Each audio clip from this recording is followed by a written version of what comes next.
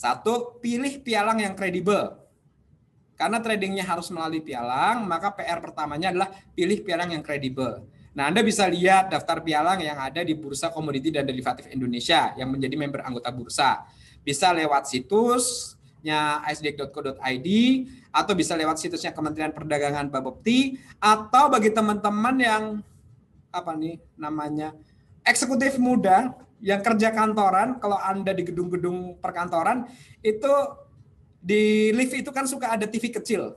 Itu biasanya ada itu sosialisasi dari ICDX, Bursa Komoditi dan Derivatif Indonesia, termasuk daftar pialang member ICDX. Kalau Anda kerja kantoran, luangkan waktu lihat di lift itu biasanya ada di layar kecilnya itu, layar TV yang ada di lift itu, daftar, oh ini ICDX, Pro ada kegiatannya ini, daftar pialangnya ini, atau langsung ke situs kita. Kemudian setelah pilih pialang, jangan lupa karena trading ini adalah jual beli, adalah bisnis, buatlah trading plan. Perencanaan transaksinya seperti apa. Pilih instrumen yang paling familiar pertama kali. Kemudian setelah itu tinggal hitung-hitungan modal. Artinya begini, kira-kira keyakinan Anda berapa? 10 kali transaksi bisa yakin benar berapa? Baru dialokasikan. Kalau benar, ngambil untungnya berapa. Kalau salah analisa, membatasi ruginya berapa. Itu cara kita untuk memastikan hasil, sehingga hasil trading kita menjadi lebih konsisten. Nah, ini sedikit tips memilih pialang. Pertama, cek legalitasnya. Bisa di Bapepti, bisa di ICDX. Kemudian, salah satu yang perlu teman-teman ketahui adalah pialang legal itu pasti akan menyertakan dokumen pembukaan rekening dagang. Di dalamnya ada 3 dokumen penting yang harus teman-teman pahami. Pertama, dokumen pemberitahuan adanya risiko. Kemudian perjanjian pemberian amanat. Kemudian spesifikasi kontrak dan aturan trading atau trading rule-nya. Nah, 3 itu harus dijelaskan gitu ya. Nah, kalau teman-teman punya pertanyaan yang kurang jelas terkait dengan misalnya peraturan yang berlaku atau terkait dengan servis perusahaannya, maka jangan segan-segan tanyakan pada perusahaan yang terkait, konsultasi. Tapi perlu diingat, konsultasilah hanya pada orang yang sudah memegang lisensi yang disebut wakil pialang berjangka. Jadi kalau Anda ditawarin orang gitu ya terkait trading ini, tanyain, Bapak wakil pialang berjangka bukan? Karena wakil pialang berjangka itu berarti sudah tersertifikasi, dia memegang lisensi. Untuk bisa dapat izin itu dia harus ikut ujian nasional, gitu ya. Baru dia bisa dapat lisensi itu. Jadi Anda dijelaskan oleh orang yang tepat lah intinya gitu.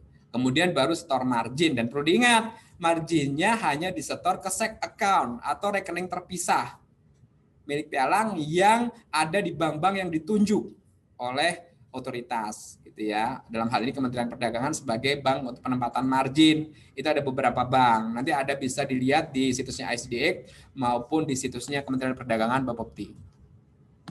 Nah, ini adalah flowchart penerimaan nasabah.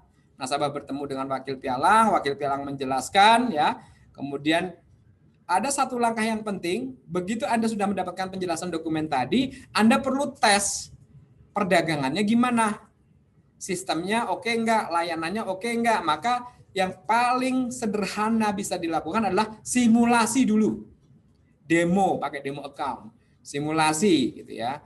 Setelah simulasi, baru setelah semua dokumentasinya lengkap, sekali lagi kalau ada pertanyaan, tanyakan ke BPB-nya, minta penjelasan sampai sejelas-jelasnya, baru setor margin gitu ya, setor margin ke rekening terpisah, baru Anda siap untuk bertransaksi.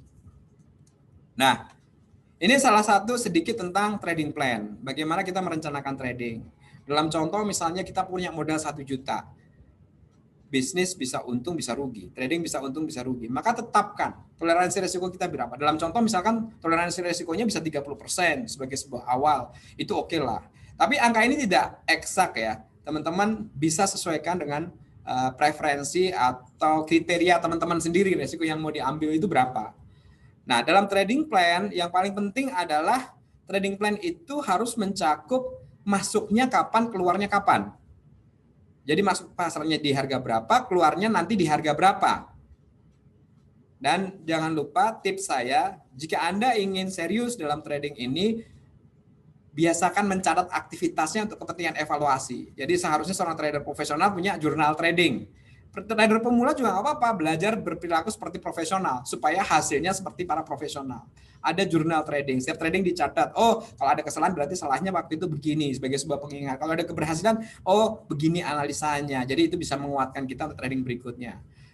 Perhatikan risk reward ratio atau perbandingan untung ruginya yang tadi saya jelaskan di depan seperti apa. Dan yang paling penting adalah semuanya dilakukan berdasarkan target.